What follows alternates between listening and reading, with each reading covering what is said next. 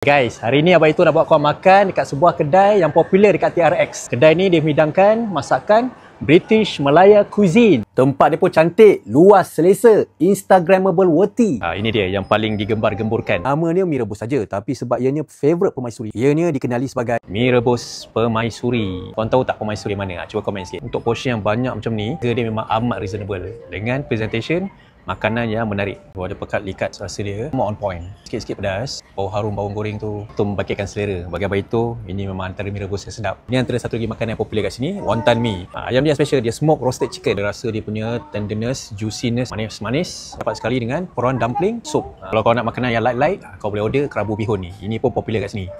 Nasi kerabu ayam. Budu. Yang ni cili, yang ni kari. Okay, alright. Terima kasih. Sama. Dia ada kari ni. Oh, kari ni yang special ni. Best friend Abang Itu favorite makan nasi kerabu. Dia approve. Baik ya. Ini pun ada macam-macam jenis pastry, kek, paling popular batik indulgence cake. Atas dia ada taburan biscoff dan juga Oreo. Dalam dia pula cream cheese. Dia masuk je kan. Syari dalam mulut.